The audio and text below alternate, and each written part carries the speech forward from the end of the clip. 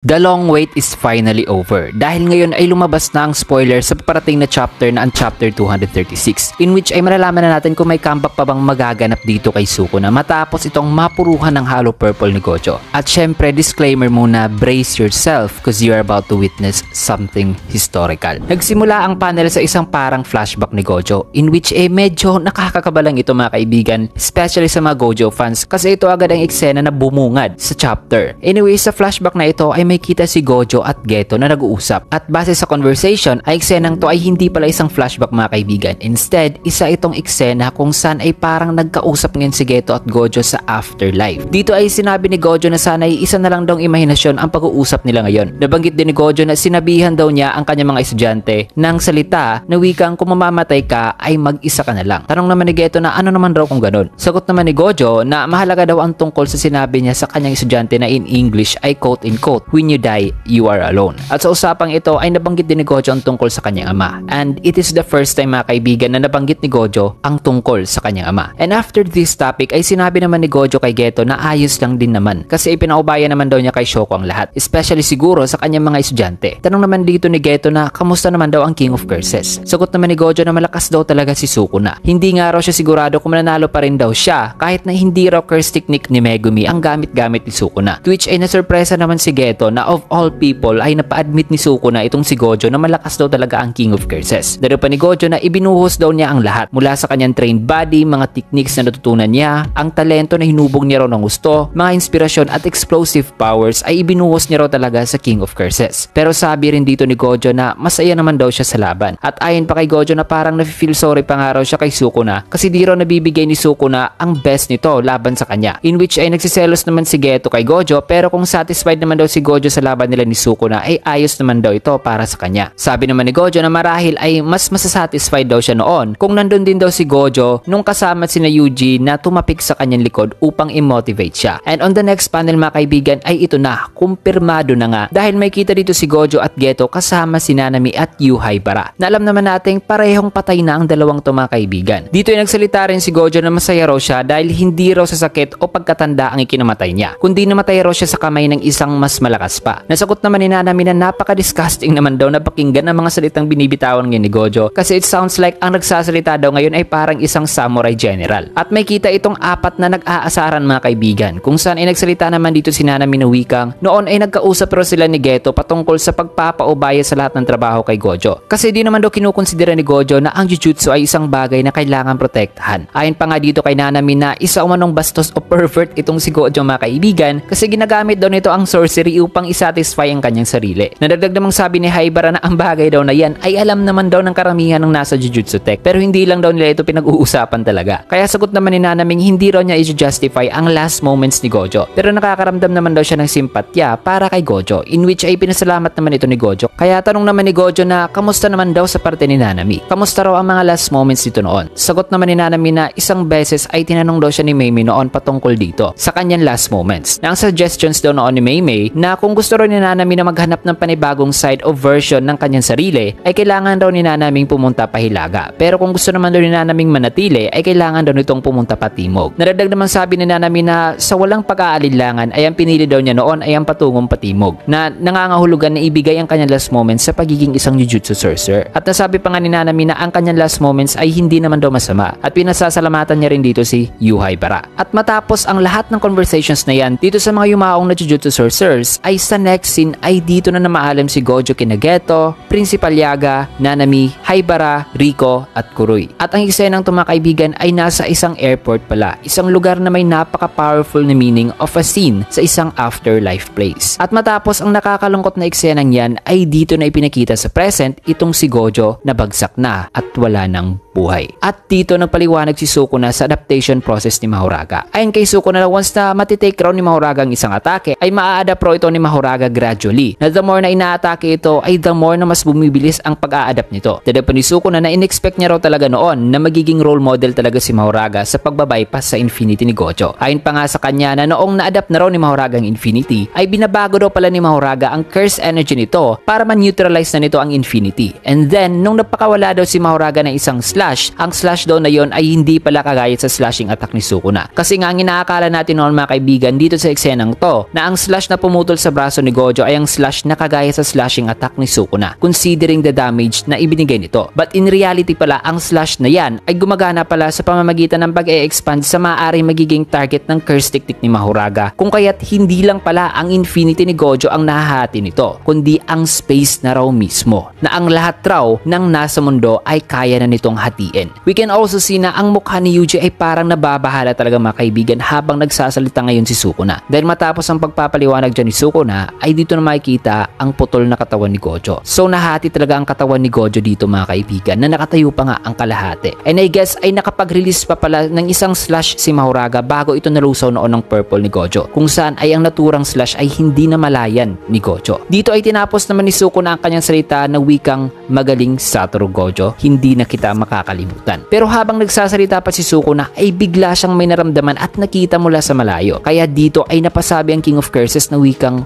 wag mo kong bibiguin. In which in the very next panel ay dito na sa walang pag-aalinlangan o pag-aaksaya pa ng panahon na magdalamhati sa pagkamatay ni Gojo ay dito na tuluyang pumasok sa battlefield ang Thunder God na walang iba kundi si Kashimo Hajime. So may magsisimula na namang bakbakan sa next chapter na isang labanan sa pagitan ni Kashimo Hajime versus Ryomin Sukuna. Pero as much as nakaka-excite din ang labanang ito, hindi talaga mapagkakailan na nakakalungkot din ang pagpanaw ng isang The Honored One. May kita nga si Yuta at Maki na magkahalong galit at lungkot ang kasalukuyang nararamdaman. At nakakalungkot lang talaga ang eksena dito sa isang parang afterlife airport place mga kaibigan. But nonetheless, tuloy pa rin ang laban at nakakasurpresa lang mga kaibigan na napakalakas talaga ng Mahoraga. Akalain mo ang space na ang kayang hatiin ito. So dito mo natin tatapusin ang video mga kaibigan at abangan nyo rin ang full chapter review natin upang mas maintindihan nyo at mas madadama pa ang eksena at impormasyon sa chapter na ito. Maraming salamat. Kaya kung gusto nyo naman ang ating video ay can get a like, follow, subscribe na rin for more videos like this. Maraming salamat and see you guys again on my next video.